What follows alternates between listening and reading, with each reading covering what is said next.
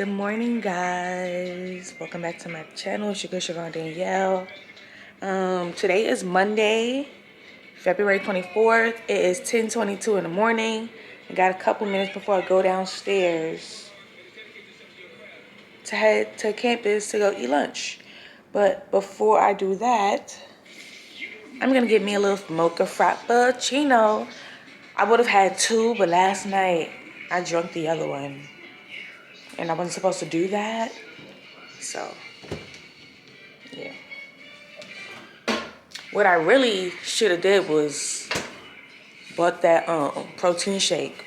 But then my mother's like, no, don't get no protein shake because then you can't eat meat when it's time for lunch.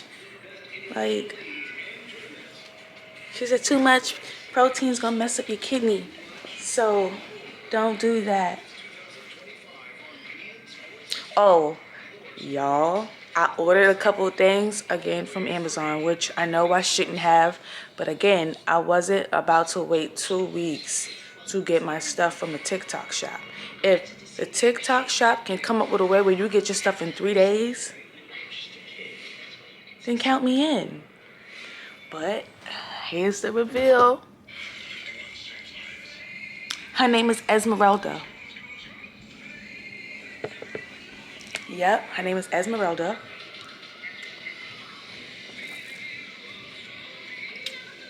She's beautiful. And then I got that popular book from basically all the things that I got from TikTok is basically popular. Well, maybe I should have got the Stanley Cup from the Stanley Cup website. But then again, Amazon got Amazon Prime and it comes in 3 days. So I got this bag that they've been advertising on TikTok, and I really needed a tote bag because I don't want to walk around with a book bag on my back.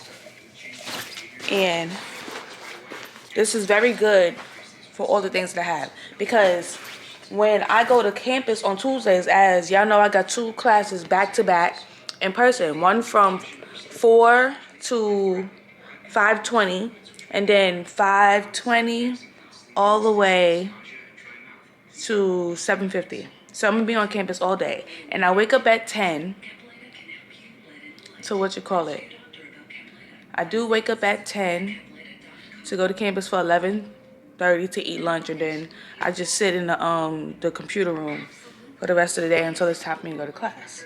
But I really needed a tote bag, because I don't like the way I look when I walk with a book bag on my back. Oh, matter of fact, I'm finna show y'all. I am. I fell into the trend. I fell into it. I fell into the trend. So I got me these boots. Let me see. Got the boots. And I'm finna wear them tomorrow.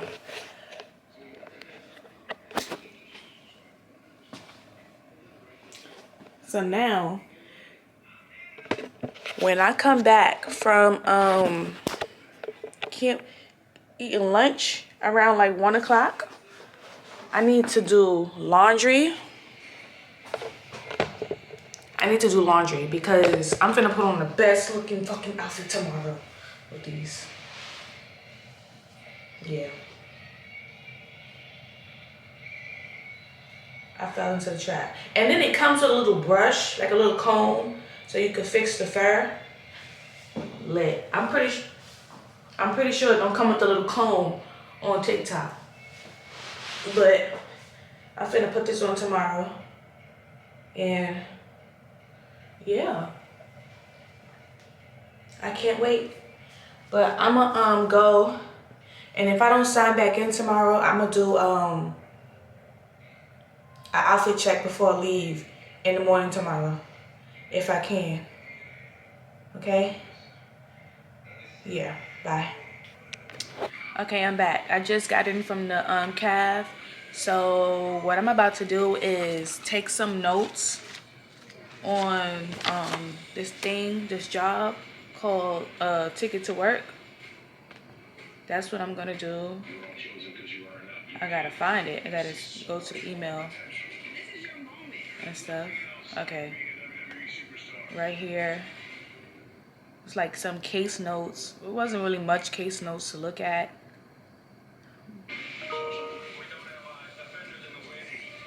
Um,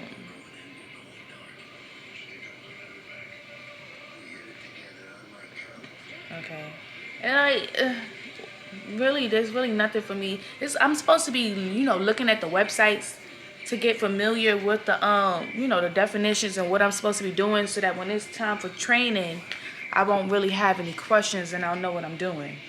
That's basically, and I'm gonna write some notes and stuff down and stuff. I mean, I'm gonna do some more, some more dissecting the websites on Wednesday and Thursday. Like, looking at forms, resources, service provider, outreach toolkit, upcoming events, service provider foundations, external resources, program administration information. Like this resources forms. I got to know the different forms, the suitability, services and supports, payments. And I'm still even trying to figure out if I should do direct deposit, so I could, get paid and whatever. Like resources red book. I gotta know the different resources so that when somebody is coming to me for help, I can send them this place. I don't know. Social Security's Red Book explains employment-related rules and programs associated with Social Security disability insurance and supplemental security income. It explains work incentives like the Ticket to Work program that can help ticket holders reach their work goals. The Red Book also contains additional information and resources to help young adults as they transition into the workforce. I'm still trying to figure out what exactly am I supposed to be looking at. I gotta know the individual work plans. This is the paperwork. This is what it looked like. You sit down with someone and you go over their goals. Write their goals onto the paper. Part 1 is the employment network and ticket holder contact information. Fill out the information, documentations of the end ticket holder discussion.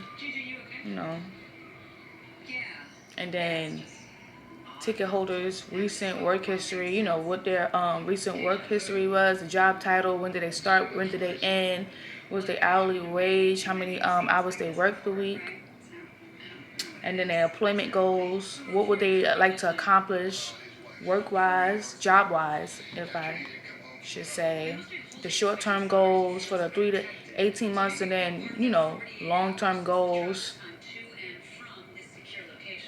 and stuff.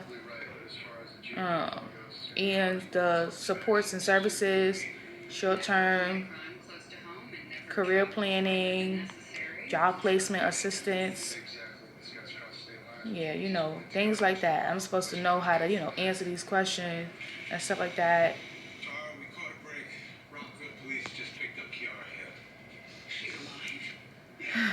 So I got to get familiar with these things so that I could do it.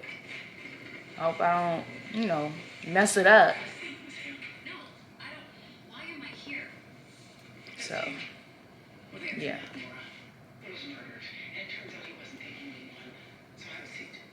I don't know, y'all. So it's February 24th. The semester seems like it's going fast. I am going to be getting a 4.0 this semester. That's without a doubt. I'm also going to join Chi Sigma Iota. It's the International Honor Society for Graduate School. So I'm going to do that.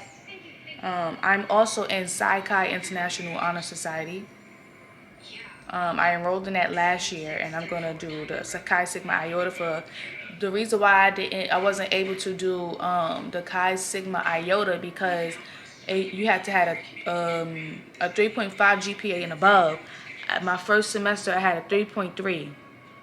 So, and it's every spring semester, so I couldn't do it last semester, and I had to wait for this semester to do it. So, and I have a 4.0, so I will be joining that.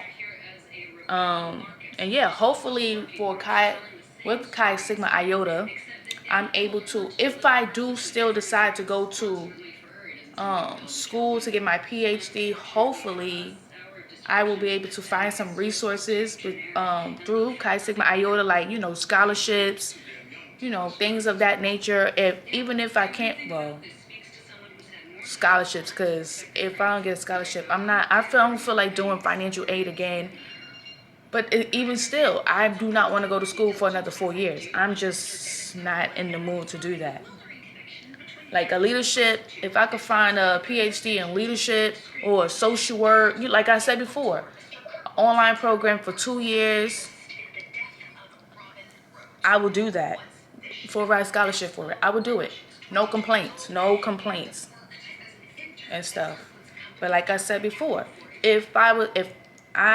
once I get my degree and my master's, and I'm able to find me a good paying job, if I feel the need to still get my PhD, I will. But if not, I'm not doing it. I'm not doing it. I'm just not. I need to be making all the money I can get. This economy, everything is becoming so expensive. Groceries is expensive. Y'all can't see my face because it's dark as hell and the light is too far. The light is all the way over there. But do y'all really need to see my face? Yo, my underarm itch. I shaved under my underarm and the hair's going back and it itch. Ooh. And also, I gotta do laundry. I was supposed to do laundry yesterday, but I didn't do it. After I ate my dinner, I sat down. I did 2 quizzes and an exam. My professor allows us to do the assignments ahead of time. Like, she said, if y'all want to go do the assignments and the discussion boards, y'all can do so. They just can't do the capstone. So I went ahead. She opened up 3, the first 2 quizzes and the first examination. I did all 3. I got 90s on the first quiz and the second one. The examination, I'm pretty sure I did very great. She'll be grading the stuff tomorrow. She said she grades Mondays and Tuesdays. Everything is supposed to be done by Sunday. And the examination, she opened it up from 5:30 to 8:30, I think. 5:30 to 8. That examination doesn't stay open all day. So I realized when I looked at the thing, it was like 6 o'clock. I'm like, oh, nah, let me go do this examination. The second examination don't open up until 5. I was going to say 5:20, May 20th. That's like basically the end of the semester. But maybe sometime in March or maybe April, she'll open it up and I'll do the examination. Only leaving for, the capstone, leaving the capstone for me to do. Because I'm about to do, it's like 15 weeks. I think it's 15 weeks. So I did all the way from week 1 to week 7. I did 7 assignments so far. So I got about 8 more assignments to do. And that's, questions about one of the characters in the textbook, Stan, his history, and based off of every chapter, it's like reality therapy, person-centered therapy. Every chapter is based on a type of therapy, and you use his character to basically implement. Basically taking his character and seeing how he would fit, like how his life would change, or how we would use that form of therapy to help him out. Basically, I don't know why I couldn't find the words to explain that, but yeah, basically. So, and then So last week was week 4, and I probably said it before, but every week, you know, it's being that it's 15 chapters from 4. Well, the first 3 chapters, nobody, did a presentation. So from 4 all the way to 15, people will be presenting the chapters. And ironically, I was the first person to go for chapter 4. And honestly, I think that was because the first day of class, I was the one who did the sign-in sheets for everybody, and my name was first on the list. So I think she went by like that. But I'm actually glad that I went up and got the presentation done fast and stuff. So I got that out the way. So now I just gotta show up. I did the work. I just gotta show up, listen, and then it's like in class we literally just going over the same chapter 3 times. She give us examples of the chapters. She might use personal stories and stuff. She might even mention a couple shows to go with the chapter, and then yeah, that's what she do. I think this week is on. Let me see. I'm gonna go see. Did I even sign in to Blackboard? No, I didn't. Let me exit out this. I'm gonna wait until Wednesday to go look through the ticket to work stuff. So I'm gonna sign in here. All right.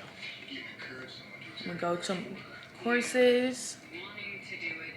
Trying to see what is this week's chapter on. Discussion.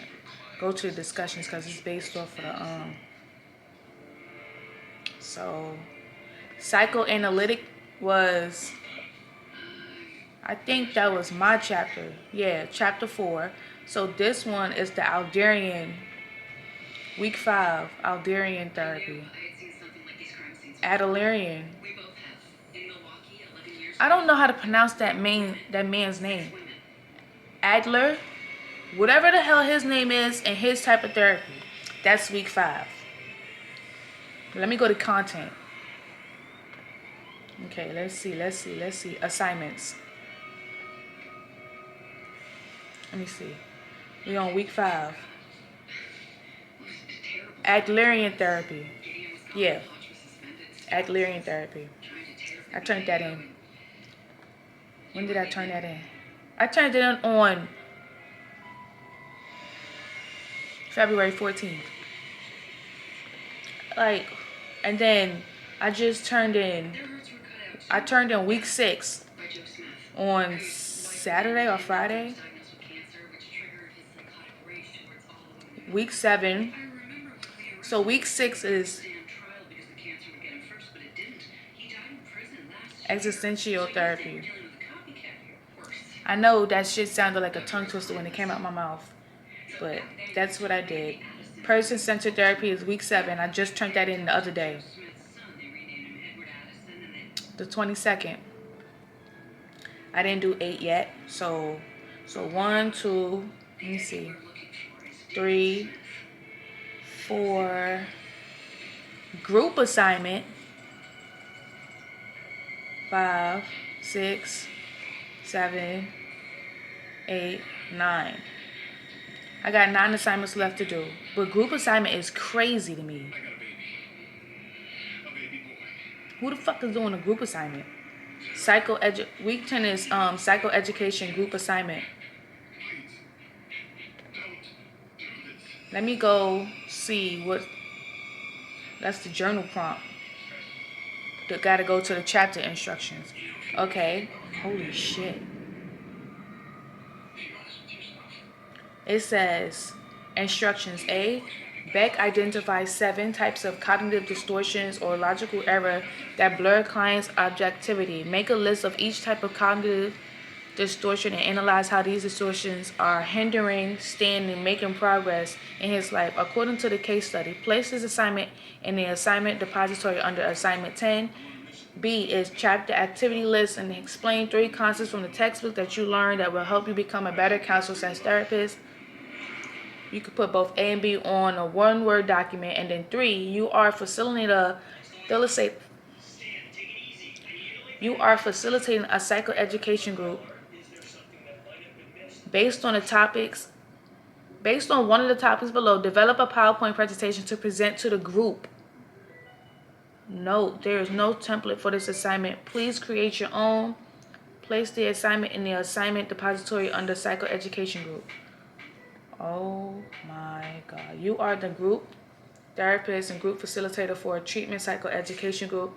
As the therapist group facilitator, develop one of these topics below in the form of a PowerPoint presentation. The presentation must be 10 slides minimum in length and in APA format. All of these topics impact the lives of people with a mental disorder. No pictures, actual content required. They can go to hell. Well, no, not literally, but like. And these are the topics: decision making, problem solving, building a coping skills toolbox, sleep hygiene, taking care of your mental health, effective communication skills, living through the cycle of domestic violence. Ooh, that sounds like a great one.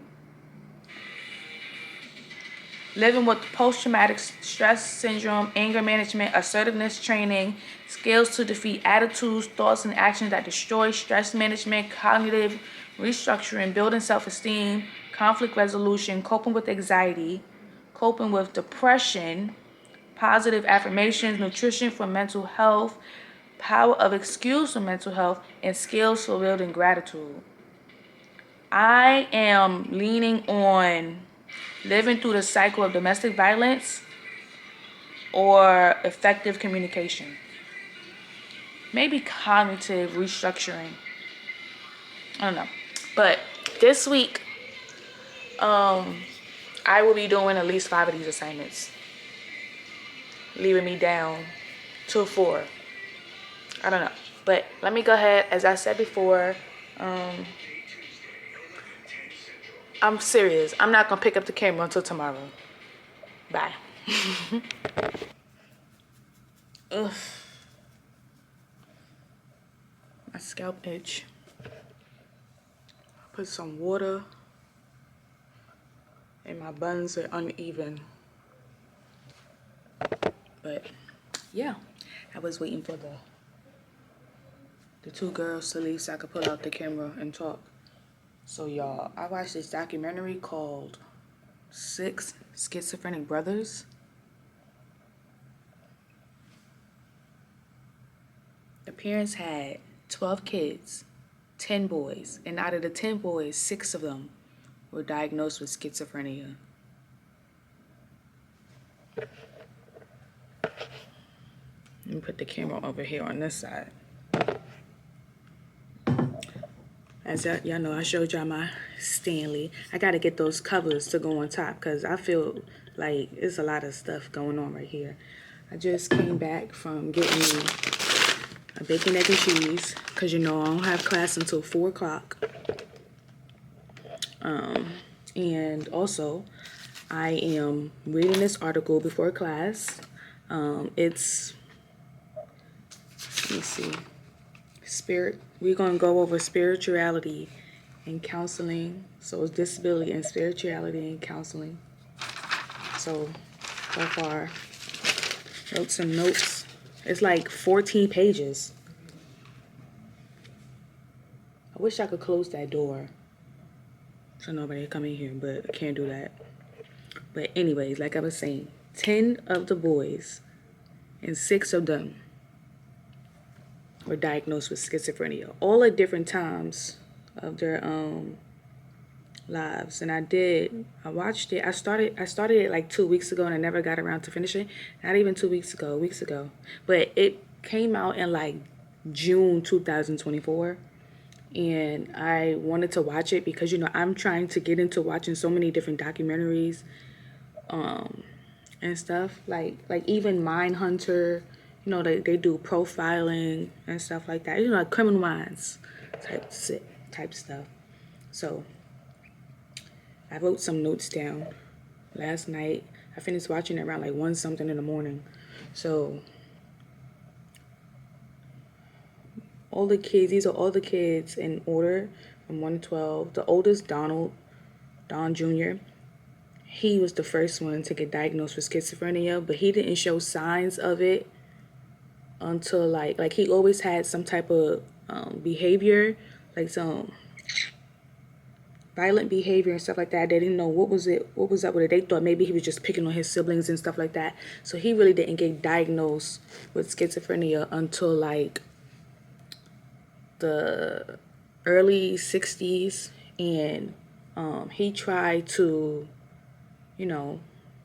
off himself and his girlfriend at the time by making some type of concoction with acid and some other type of drug. Like he was gonna want her to drink it and stuff. So he was abusive and things like that, like terrorizing his siblings and stuff. So that's number one, the first child. And then second one, Jim, who they call James, is diagnosed with schizophrenia. I think he was diagnosed with it in the 70s. Like they said when they was diagnosed, what year, but I didn't write them down, so I kind of like don't remember. I do remember that Don, the first child, was diagnosed with schizophrenia in the 60s. And it's like, and he was in his 20s when he was diagnosed with, like, he went to school and everything, diagnosed with it, living somewhere, hearing voices and whatnot, like all physical type of behavior with his siblings, in and out of the hospitals.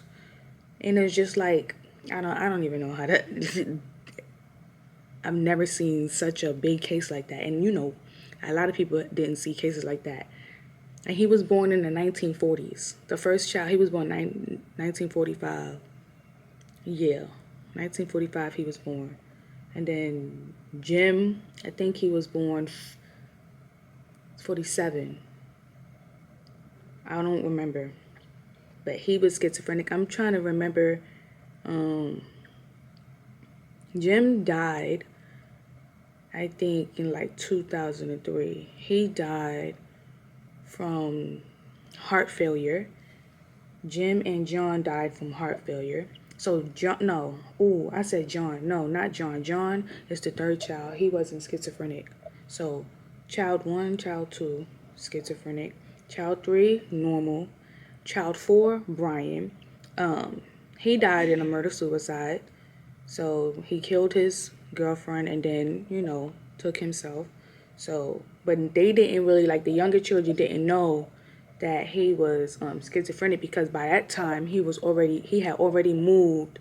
I think he was living in California. He had already moved, and then that situation happened. They found out and stuff. And then child number 5, he didn't have schizophrenia. Child number 6 didn't have schizophrenia.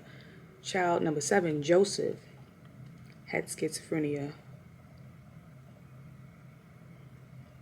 And they said that they was trying to figure out how did so many of the children end up with schizophrenia. Like, was it like what was it? Was it a gene? But they found out that usually they said that it was based on the parental style of the parents, which caused the schizophrenia. They was very religious. The parents were Catholic. They grew up in the church. And later on, because it was 4 episodes, the 4th episode was called Reality. The 3rd episode was called Delusion, because they was living in a delusion. And you could tell, well, the brothers who was schizophrenic, 4 of them, I think, was it 4? Don participated, Matthew participated, Peter participated. I think 4 of them participated. No, only 3 of them. Because by that time, 2 or 3 were already gone. Yeah. So I think it was 3 of them. Yeah. And then now, it's only 2 left. Don and Matthew left. Peter died shortly after. But let me go. Okay, so Joseph, the 7th child, was schizophrenic. Matthew, schizophrenic. And they said that they figured out Matthew was schizophrenic because It just came out of nowhere. Like Joe, Matthew, Peter, and I would say Mark. They were all playing hockey and stuff. And Peter was 14. He was the youngest out of all of them to be diagnosed with schizophrenia, but he was earlier in the ages. So 14 is when. But they said that something traumatizing can bring out the schizophrenia. So Donald, they found out later on that Donald and Jim were victims of sexual abuse by the priest of the, church that they was going, of the Catholic church that they was going to. Well, they wasn't really sure if Jim was a victim of the sexual abuse, because by the time Jim passed away, so it was not confirmed or not denied. But Don said that in his 50s, he told his mom that he was a victim. He was abused when he was an altar boy. So that trauma right there brought out his schizophrenia, but he didn't, only in his early 20s. So they didn't see any signs of it in his teens. They knew that he had some type of violent behavior, but they didn't know what it was and stuff. So it's like they couldn't really test him or anything. I don't know if they had those resources down in the 40s like that and stuff. But once he got to his 20s, which was in the 60s, then they really, had to send him over. And then Jim, I don't think he was ever in, by the documentary, they never said whether or not he was in. I think they was like, every single time something violent happened, they called the police to come get them, admitted them into the hospital, and they came right back home and stuff like that. At least that's what the sister Mary said. And the siblings who didn't have schizophrenia say. I think Mark, I don't know if Mark, I don't remember if it was, I'm trying to remember the siblings who didn't have schizophrenia who participated in the documentary. I know Mary participated, which she changed her name to Lindsay. But Mary participated. I think Mark participated. John participated because he was the third child, yeah. And he said he didn't have no type of relationship with his brothers, because literally the ones who did not have the illness, they were terrorized. Like Matthew, the ninth brother, he had, like I said before, some of them were playing hockey and stuff. And then they said that one day Matthew was supposed to take Peter. Peter is the 10th child. He was diagnosed with schizophrenia at 14, but he was the 10th. Matthew and Peter were like, it was like a misunderstanding if he was supposed to take, Peter to hockey, or he was running a little late and all the other stuff, and he just picked up Peter and threw him and cracked Peter's head open. And that's how they knew from that behavior right there that he was schizophrenic. Because out of nowhere, he just randomly picked his brother up and slammed him on the floor and cracked his skull open. And then Peter was in the hospital for a couple, months. He had to get brain surgery because he had a hemorrhage on his brain, something like that, I think it was. And then after that happened, like they said, something traumatizing brings out the schizophrenia. So Don, the sexual abuse, but later on in his 20s, Jim, I don't remember what age. I'll be right back. Okay, I'm back. I had to look up the question, and so I said, in the 6 schizophrenic brothers by birth order, what year were they officially diagnosed, and when did the signs start for them? So for the first child, Donald, the oldest brother, signs began in his late teens around 1957 to 1958. So he was officially diagnosed in the early 1960s. So Jim, the second brother, his signs began in his early 20s. His official diagnosis, the late 60s. And then Brian, the fourth child, His signs began in his late teens. Official diagnosis late 1960s, but he the murder suicide. So Joseph was Joseph was the seventh child to be diagnosed. No, Joseph was the seventh child, but the fourth brother.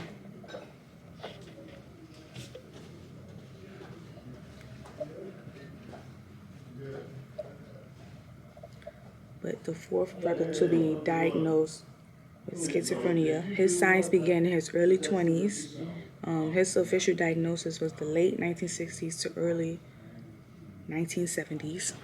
I'm trying to move over in the corner so nobody can see me. And then Matt. Matt was child number 9, right above Peter. His signs began in his early 20s. His official diagnosis early in 1970s. And when you go back and watch, not when you go back, when you go back and watch, or if you watching it for the first time and you see how they asked each of the brothers who was officially diagnosed with schizophrenia, how did they feel that they was diagnosed with schizophrenia? Don, he never denied that he was schizophrenic. Peter, he didn't deny that he was schizophrenic, but he did say that the doctors helped him. So he knew he had a problem. He knew that he was taking medication. And, he knew that he was taking the shock therapy. And he said the shock therapy made him feel better. So, yeah. Well, I don't know. I got to go back because I think Don was a little in denial. I know Matt for sure.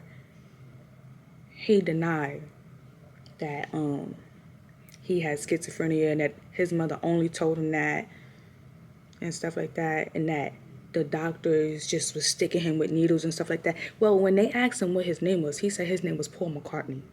So, yeah. And then, when I go back to Peter, Peter, he was in and out of the hospital. Mary said about hundreds of times. She couldn't really keep up. But anything that violent happened, they called the police to come get them, and they came right back. Or he assaulted 2 police officers. But when you ask him if he ever got in trouble with the law or been in prison, he would say no.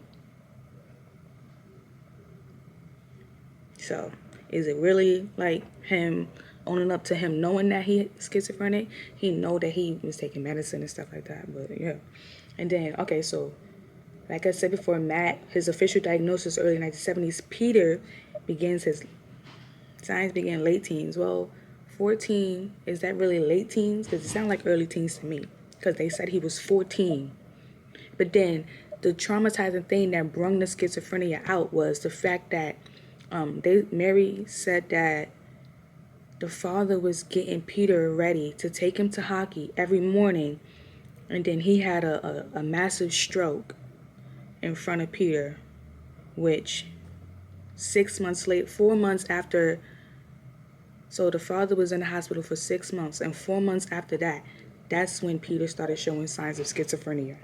So it's like always a traumatic thing that brung out the schizophrenia. So by the mid-1970s, he was officially diagnosed with schizophrenia. Now, I'm about to look up what was the traumatizing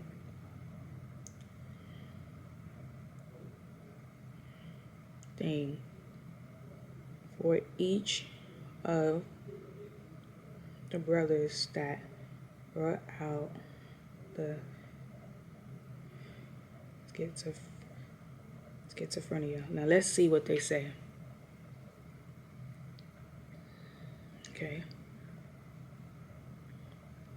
So I'm asking a question about what was the possible trigger that brought out the schizophrenia for the brothers. So it says, for Don, the possible trigger, the pressure of being the oldest in a large, high-achieving family. He also experienced intense stress from academic and athletic expectations. They did say that. His breakdown began he had a breakdown in college where he became increasingly erratic and delusional. And then they also that, like in the documentary, they said that he was abused as a child, but he didn't say anything until he was in his 50s to his mother. So that as well. And then Jim, which is, they call him James. Well, Jim. They didn't really, his middle name is James, but they always addressed him as Jim. So his possible trigger was witnessing Donald's struggle, increasing family dysfunction, the chaos at home combined with the genetic predisposition may have contributed to his decline. And then Brian, the fourth child, possible trigger. Brian was particularly close to his brother Joseph, and as the family dynamics worsened, his mental state deteriorated. Before his diagnosis, he committed a murder-suicide, which is as extreme distress. Yeah. For Joseph, possible trigger. Joseph was often violent, and he suffered abuse within the household. Yeah, because I remember it was like they used to hold him. Well, I think that was the third one. The third child, they used to hold him, and then Don used to just punch them. Like, two of the boys would hold him down and then punch him and beat him up and all types of stuff. And I'm like, it was so much violence in that house. Like, at what point was the parents gonna be like, all right, this is too much? But then again, this is a religious family, so it's possible that the mother didn't want anybody to know, and she was trying to figure it out on her own, which, okay. Joseph was often violent. He suffered abuse within the household. Family dysfunction, particularly his relationship with his brothers, likely contributed to his breakdown. Matthew, the possible trigger, the growing instability in the household. He showed signs of paranoia and delusions, which intensified as more of his brothers were diagnosed. And then Peter, he was the youngest diagnosed and was subjected to the accumulated trauma of witnessing his older brother struggle. This, combined with possible genetic vulnerability, may have accelerated his symptoms. And of course, seeing his father have a massive stroke in front of him, and as well as Matthew picking him up and slamming him on the floor and cracking his head open. So, now, in my opinion, the mother didn't do enough. The mother did not do enough. For the children who wasn't mentally ill, she didn't protect them. I feel like she didn't protect them. Especially the two girls. They were victims of sexual abuse by their sibling. Like Jim, like Mary shared. And it's just another thing, because I looked up articles and stuff, and Mary was like how she didn't like how her family was portrayed. But I'm like, you participated in this documentary. You said it was okay. You read the medical history from each brother who was schizophrenic and the things that they did. You shared your story of how your brother sexually abused you, and how when she expressed to her mother, even if they said that she didn't tell her mother until she was in her 20s that her brother sexually assaulted her, sexually abused her, and immediately her mother didn't believe her. Her mother, she didn't say immediately her mother didn't believe her. It was more so like her mother didn't react to it because it had happened to her. But it's like when the oldest child, Dawn, expressed to his mother that he was molested by the priest, she immediately believed him. But it's like, how do you not believe your daughter when she tells you she was abused by your son?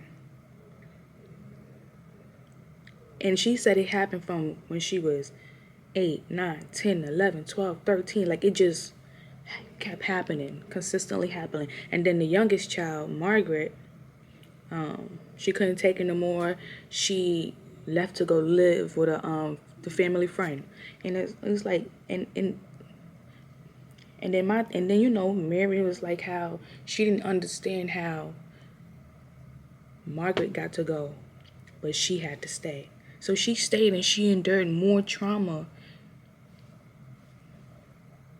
And I'm just like, and then it's like, they talk, like she expressing these things and how she said that she didn't like how her family was portrayed. I'm like, baby, like, Your mother didn't protect you or your siblings. The siblings who were literally terrorized by their brothers, they don't want nothing to do with them. Mary, who endured the most, I think it wasn't fair. She said that her mother, before her mother passed, her mother said to her, don't desert them. As in, don't forget about the brothers who have this illness and they can't do anything about it. Don't desert them. I think it was so unfair that the mother put that on her, knowing the things she had to endure while living in a home. She was child number 11. Margaret was the youngest. Or maybe Mary was the youngest. I don't know which one it is. They got, one is Mary and one is Margaret. But the thing is, Mary changed her name to Lindsay and stuff like that. But I don't remember if it was, what you call it. I'm about to go look at the thing right now because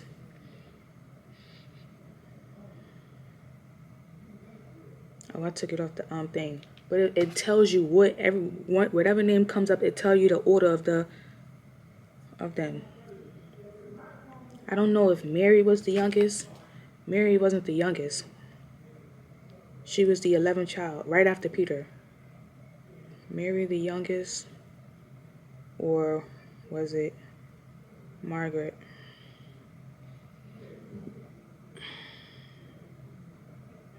Mary was the 11th child, and Margaret was younger.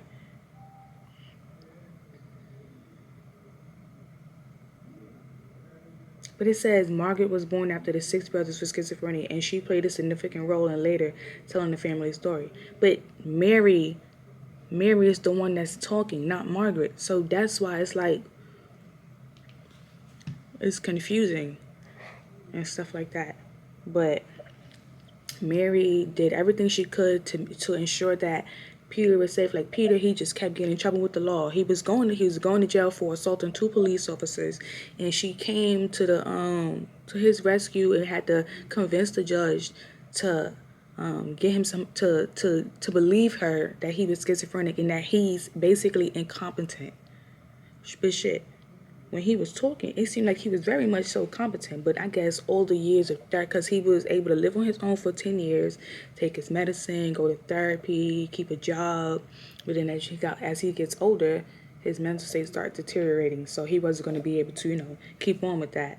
So they had to turn him over to the state and stuff.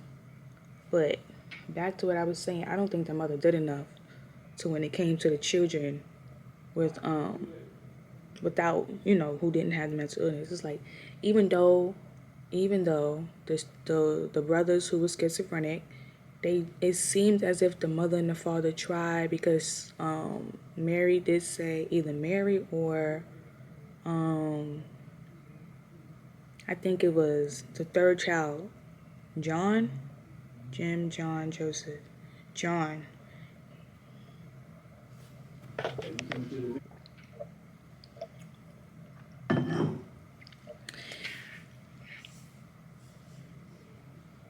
The chair came and asked me if I was coming to the mental health event. I said I couldn't because I have class with the professor. She won't let me out of the classroom, even though I gave my presentation already. 5:20 to 7:50.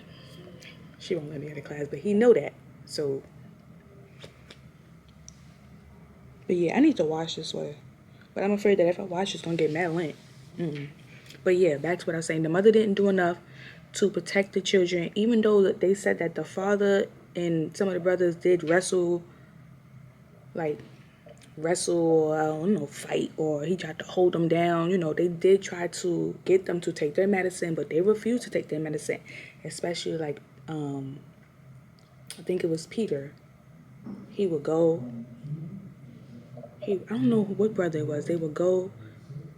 The police would come get them. They'll go to the hospital, get some new medicine, come home 2 months later, stop taking their medicine because they said they feel better. And my thing was, if you can feel the difference between how the medicine is making you feel opposed to how you was acting without the medicine, you know the rights or wrongs of what you've been doing. And then it was like I just didn't understand. The mother was seeing the behaviors with her son, but she still allowed them to be in the house. And then some of them was like, Dawn was terrifying, but they'd rather be with Jim. And it didn't make any sense because Jim was sexually abusing them, sexually abusive, but then Dawn was violently abusive. And like even it was so bad to the point where they didn't know it was always a ticking time bomb with Dawn. It was like you couldn't leave the kids at home with him because he was very unpredictable. And I'm just like, I've never seen something that big before, where you have 10 sons and 6 of them get schizophrenia. And I just knew from the first time I watched when I first heard of the show and I was watching the clips on TikTok back in June, I'm like, that family must be so religious, because I heard the mother went to church. I'm like, she has to be so religious to the point where she was denying the fact that something was wrong with her children. And then Mary came and said that her mother was trying to make anything stick. Like, her mother was like, there's something y'all must not get in the nutrients. It's in the B vitamins or something like that. It's a brain deficiency, something like that. She was trying to make sense of it on how 6 of her sons ended up with schizophrenia.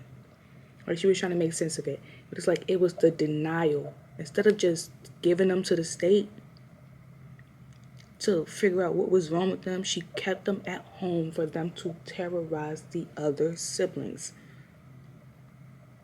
Like, that's just I can't get over the fact of that. You got 6 dangerous kids suffering from the same mental illness.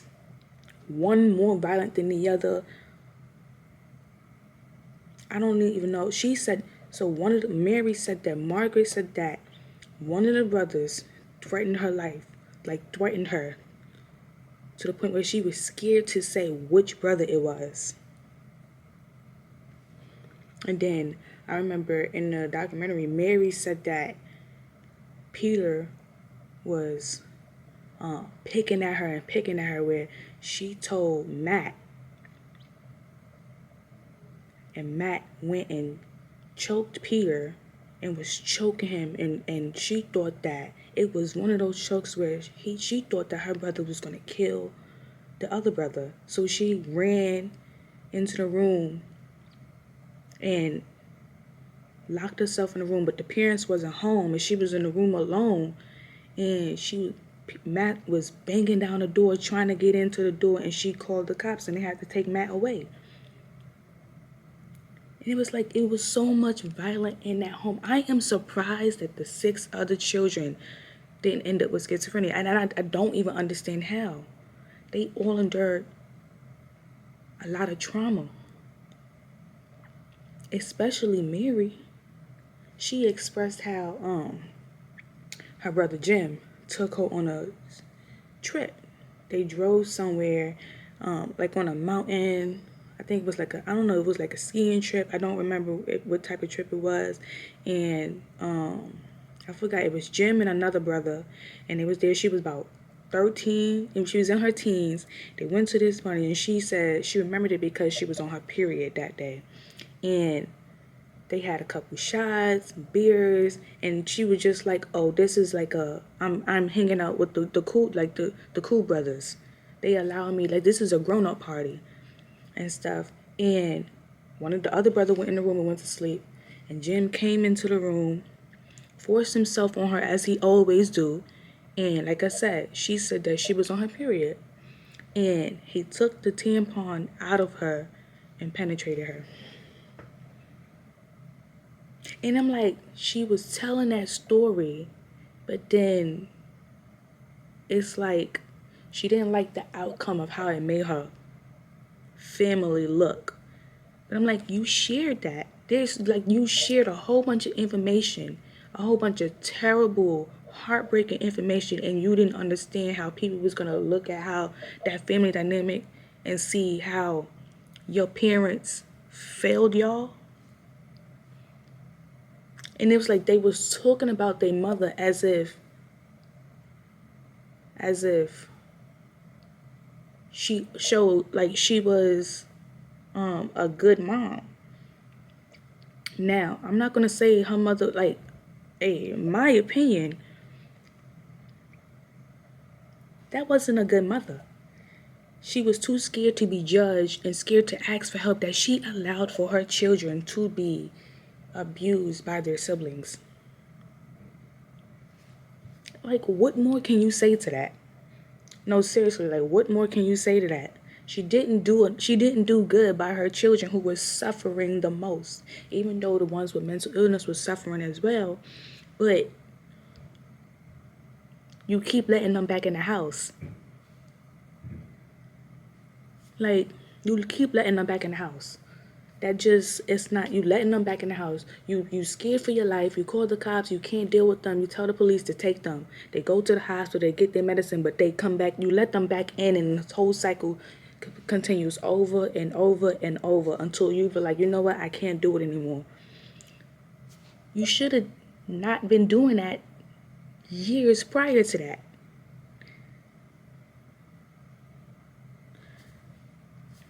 The camera is dying. It's no battery, so I gotta go. I wanted to show y'all my outfit.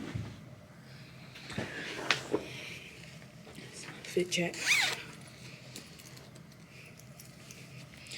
These, then